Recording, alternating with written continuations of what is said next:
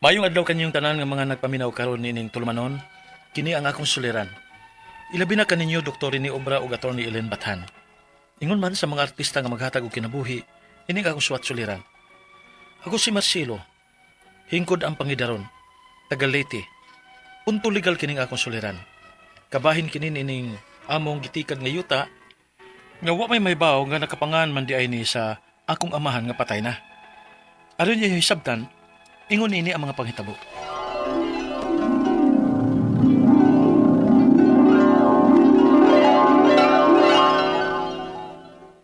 Veintitres, 24, 25, 26, 27. Insakto, 27 kasako para bahin sa tagya sa yuta. Sige na Marcelo. Ikaw ang pangu sa pagdaan ng 27 kasako nga bahin sa tag-iya sa yuta, ha? Sigurado agad dong nga mahuman na ninyo og hakot rong adlaw. Kay maong akong giingon sa tag-iya sa yuta nga karon na ihatod tanan. Og ayaw kalimot sa pagpangayog resibo, ha? Nga ilan na nang nadawat tanan. O manang Milmi. Sige na mo. Kit basig maabtan pa niya mong uwan. Tuwa pa ko'y usa ka bakanting kabaw nga inyong magamit. May balsa pod. Basin gusto ninyong gamiton aron mas madali mo. Okay naman lang. Di lagi may mahapnan og hakot ini. Mahuman na ni. Sige na good. Sige na. Larga na mo. Kay basig, nagpaabot na tong tag-iyasyuta ning ilang bahin sa atong abot. 27 kasako? O sir, kumana na mo hakot ang tanan sir? Murag dili man ni maubasi sa balaod sa DER, sir. Ha? Sa dili pa din, sir, ako si Juan, ang kamangurang anak ni Papa Benigno. Ako tong dito sa gawas magtrabaho, sir. Ug gikan karon, anin ako magbasid din sa Pinas. Ug maayos abot na mong managsuon, nga ako na siya mapahimo sa abot sa yuta. Maong aral na ninyo ihatod ang bahin sa inyong mga abot. Wala problema sir. Anak masablay ka. Para maginis sa inyong pamilya. Pero, murag may sayop sa naanda ninyong share sa bahin. Kay, pila gani ka hektarya ang inyong gitikat? 4 ka hektarya sir. Tiaw mo na. Sa usa ka hektarya, nga pila man ang inyong abot? Pila kasako? Nasa mga 60 kasako sir. Dapat 25% sa inyong abot. Maoy among bahin. Ha? Kung 60 kasako, ang 25% ana, 15 kasako. Unya kay 4 ka hektarya man ang yuta namo nga inyong gitikad, so dapat, matag-ani, 60 kasako na inyong ibahin namo. 60 kasako sir? May papirmahan niya ko ninyong managsuon, ha? Kining bag-o na kong patakaran. O kinahanglan mo pirmagid mo. Kay kung dili, ipatikad ko sa lain ang among yuta. Sir. Kaya ang original na mong saop, mauman ang inyong amahan. Unya kay patay naman siya. So may katungod unta ming ipatrabaho na mo ni sa lain. Nagkasinabot pa ta? Sir.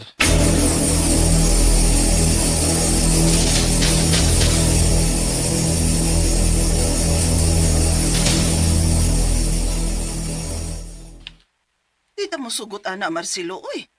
Saksi ta sa sakripisyo ni Papa aning yuta, Dugay na siya nagtikad ini.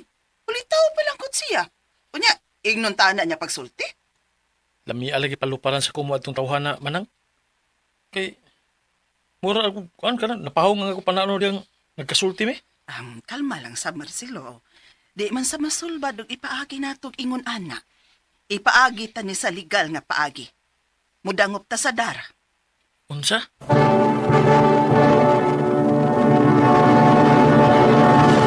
Recorded by X Thunder Gaming.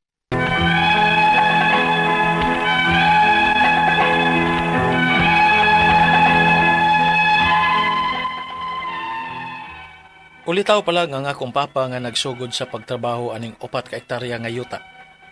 Mga illiterate ang akong mga ginikanan. Nahinumdum ang akong maguwang nga may nanganhin na sa amo kaniadto nga taga Dar. Apan wa arato panumbalingan ni papa kay kuwang lagi in taon sa kahibaw. Mao nga dihang padak-an sa usa ka anak ang among i-share o abang sa tagya sa yuta sa among abot. Gikan sa naandang 27 kasako, himuon ng 60 kasako. Nakahuna-huna ang akong maguwang nga moduol mi og dar kay dili na namo kaya. Ug unya, Dili man mo angay nga muabang aning yuta, kaysa inyo maning amahan. ha? Mao kani ako nakita sa records din nga nahatagan na ang inyong amahan og CLT, meaning Certificate of Land Transfer. Unsay may buti pasabot ana, ma'am? Certificate of Land Transfer, kung CLT, is a document that shows a tenant farmer's in Kuwait ownership of agricultural land. Gi-issue kini sa Department of Agrarian Reform isip kabahin sa government's land reform program, Operations Land Transfer, kun OLT. Pero ang CLT is a preliminary indicator of the tenant's ownership of the land. Wa pay title nga gihatag sa tenant. Ang tenant kinahanglan pang magbayad sa yuta under sa OLT program. O gani, may bayranan pa mo ani nga 36,000 kay sud sa 15 ka tuig nga wa na mo bayad ang inyong amahan sa buhis. Bayri lang din ninyong buhisanan. Og may bayronon pa mo sa bangko ini para makuha na ninyo ang titulo og mainyo na ang yuta. Napadi mi daghang bayranan, ma'am? Paningkamuti lang ninyo nga mabayran, sir. Kaysa maadto kini sa lain ang yuta, ug masayang ang 4 ka ektaryang yuta ninyo, sir. Ha?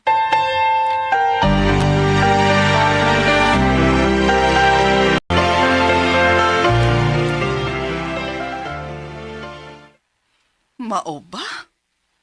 Uy, asa man taw tag ikabayad, anak Marcelo? Nga ang uban gani natong igsuon, giprinda naman gani ilang gitrabaho nga yuta. Lain ang nagtrabaho tungod sa atong kalisod taon. Pangitaan ta ginagpaagi manang. Kay sayang makining yuta nga nagsigitag abang anang mga tawhana nga wa man dinay sila labot sa yuta. Ay, nahinumdum day tuod ko anak ka ni Adto, uy. Gianhin na si Papa og tagadar ka ni Adto. May nadawat pa man ganito siyang suwat gikan sa bangko. Pero gibaliwa lang ni Papa kay hasulan lagi. Hasulan siya magatubang ng mga dagkong tao ug mga opisina. Uy, kay di man ganito makamaong musuwat siyang pangan. Illiterate man to. Nya. Nganong karon pa man kamusulti nako ay ni Manang Milmi? Nya. Nganong karon pa man kamusulti nako ay ni Manang Milmi? Unsa akong bata-bata pa masab ko adto. Wa ko'y alam og unsa ng mga butanga. Ato na ako ni nagpaabang sa atong yuta manang. Pangitaan ako siya og titulo. Tanaw na to, may kapakita ba siya? Aw, ang kuno na ako nga dili na kami tag-iya ning yuta. Apan paabangon paghihapon ta mo o papermahon sa abangan. Kay wa pa man mo'y titulong gikuptan na ning yuta. Unsa?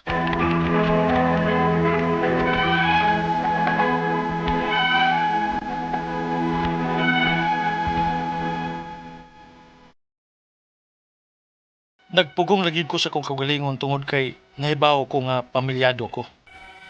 Pero baga ra sa kignaong ning nagsigi og pangayo namo og abang nining yutaa nga dili man din ila. Ang akong mga pangutana mao kining mosunod. Unang pangutana. May 4 ka ektaryang yuta ming nasunod nga gitikad sa akong amahan sukad sa ulitaw pa siya ug may CLT na ang akong amahan. Pasabta pa mig maayo kung unsa kining CLT. Ikaduhang pangutana. Sa pagsusi namo sa dar, among nahibaw-an nga sa amo malining amahan kini yutaa ug may 36,000 pa nga buhisanan kay sud sa 15 ka tuig nga wa na kini mabuhisin ni Papa. Kung mabayran ni namo, maamo na gid kini yutaa? Ikatulong pangutana. Nagsigi mi og abang ni yutaa sa nagpaila nga tag-iya sa yuta bisan pa man di ay og nakapanganak kini sa among amahan. Pwede ba nga dili na lamay muhatag ron sa abang? 25% ra ba sa abot ang iyang gipangayo kay mao kuno nay balaod sa dar? Tinuod ba? Ikaapat og katapusan. Unsa may angay na mong buhaton? Aron hingpit agid nga maamo kini yutaa nga apiki mamis kwarta. Unsa may among buhaton ining pamilya nga nagsigi og pangayo namo og abang sa yuta og 25% sa abot sa among gitikad. Palihog, tabangi og tambagi ko. Kini ang akong suliran, Marcelo. Mayong adlaw mga sukintig paminaw kini si Attorney Elaine Bathan ug ako today, it's my voice. Ako ang tingog ang inyohang mapaminaw ug ako kay usa ko ka abogada, ako'y mohatag og tambag tubag solusyon, kalinawan sa inyong mga pangutanang problemang may punto legal. Of course, kani mga emotional na tong mga pangutana, atong problema sa love life, ato ang problema sa ato ang kapikas, karelasyon, crush, kalibin, ug unsa pa diha, ay, kaya kinang Attorney Elaine tubagon, oy. Ay, mugduha-duha guys, ipadanang inyuhang suwat sa suliran_612@yahoo.com or sa atuang Facebook account nga kini ang Akong Suliran Official Writers Page. Pwede sad atong ipadala sa 3rd floor Jose R. Martinez Building, Osmeña Boulevard, Cebu City. Klase-klase gid nang pamaagi guys kung saan nyo pagpadala ang inyong mga suwat ug mga suliran diri namo. Muna pasalamat kay mininyon tanan sa inyong padayon nga pagpaminaw sa atuang programa. Thankful kaayo mi nga sige ra mo pada sa inyong mga suwat diri namo. And meaning to say, ni salig yun mo sa inyuhang mga suwat, no? So, muna, need lang yun ni nato ning mga ingon ani, no? Kisa man ato ang mga i-greet na aman to'y nagpadag suwat. Nag-greetings ba, no? Hi to Chloe Kate. Nganing message na ko via Facebook. Also to Ruby Dionaldo Escobia. Naagad to'y kinsa to, I forgot, isa. Na ato'y nagpada og letter ngat naa ni siyas gawas. Kay naminaw ni siya nato through the internet. Pero, from Lorena Torres, maayong hapon, attorney, kumusta? Paki-shoutout diri sa Kadayong, Tapal, Guadalupe, Carcar City. Hello, ma'am. Salamat kaayo sa inyuhang padayon pagpaminaw, no? And, kisa pa to, naagito'y daghan kaayo nagpadala. But thank you kaayo for writing. Ako na gining ilista tanan be kay usahay no mawala patagyan no. Thank you kaayo. I'm very grateful sa tanan nga mga mupadag suwat and messages, and grateful kaayo ko kay ang inyong mga suwat mo ginaghatag nato og kanang kadasig. And it means to say also nga nagpadagyod ni siya og mga letters nato, meaning to say naabot gyud sa atoa ang ilahang atuang tingog didto maski asa pa unya, meaning to say padayon sila og paminaw pagpadagyod sa ilahang suwat nya maski asa sila, even if they are abroad they still write us. Kanindot anak no. Anyway, letter sender nato karong adlaw si taga Leyte, si Marcelo. Si Marcelo, nipadani siya sa ugsuwat, yuta gihapon, no? Wa sila kabaw, nga nagtikad sila yuta, nga wa sila mapibaw, nga nakapangalan di ay sa ilang amahan nga patay na. No? Kanming magtikad, meaning to say, nang saop ta ba? No? Nagtikad ta. Nya ang ilahang ingon manggod nga dos drama nga ulitaw pa lang ang papa nagsugod nagtrabaho unya 4 ka hektarya kuno ng yutaa. Nya ang mga ginikanan manggod ni Marcelo may tag illiterate, meaning wala ka eskwela. Pero di po ko kibawg no read write ba or unsag yod, no? Nya ang ilahang ingon nga katong panahon nganing adto ang dar gitagaan kuno to sila og I think share, no? Mo ni ang katong nahitabo niya murag ang iya harang maguwang man siguro ini nabulahan ani. So anyway, unang pangutana, may 4 ka hektaryang yuta silang nasunod nga gitikad sa iyang amahan. Katong ulitaw pa siya. Ug naay CLT, no, nga na-issue sa iyahang amahan. Unsa man ang CLT? CLT is a Certificate of land title. Land title gani ang pasabot na to ana nga ang kanang CLT gigrant na siya sa Department of Agrarian Reform, no? Certificate of Land Transfer, dili siya land title. Ang kana siya gi-issue na siya kadto ganing mga kay ani man gud ni natay gitawag na tenancy law, guys, no? Nga kung pananglitan kanang tenancy mao ni balaod pagprotektar sa mga katungod sa mga saop. Nga nag-ingon sila nga mahatagan sila o kay ang gusto man gud ang ipangandoy sa atong gobyerno ba nga dili forever mahimong saop or tenant ang kaning mga saop nato, nga unta mahatagan sila higayon nga sa pipila ka tuig nga sila'y magsigig painit, mag-araro, magtikad sa yuta. Maabot gyud ang panahon, yuta nga di ila ha, maabot gyud ang panahon nga makapanag-iya gyud in town sila yuta. Mo gyud ni ang programa, no? So mao ni siya nga ang paghatag og katungod isyuhan ni sa DAR kanang mga beneficiaries nga farmers nga qualified recipients under the kung agricultural land, no, under the Agrarian Reform Program. Now, of course, provisional na sila, maisyuhan na sila og certificate of land title ngadto sa farmer beneficiary nga magpamatuod nga padung na ka, hapit na ka mahimong tag-iya. Pero, di na siya libre ha. Mahatagan mo kuan nga magtikad mo anang yutaa, unya, naanay bayranan niya upon the issuance na ay final title nga ihatag ang tawag ana gikan sa CLT mahimo na ng kluwa. No? Certificate of Land Ownership Award. Okay? Mao na siya ang pasabot anang Certificate of Land Transfer nga gibalhin ang kaning portion aning yutaa gikan sa katong tag-iya let's say hatsindero ngadto sa saop or farmer beneficiary. Pero of course dili na siya libre. Paliton gihapon na bayra na siya mag-amortize but for a very very low affordable amount unya og mahuman nagbayad mahimo mahatagan na dayon kag KLOA, no?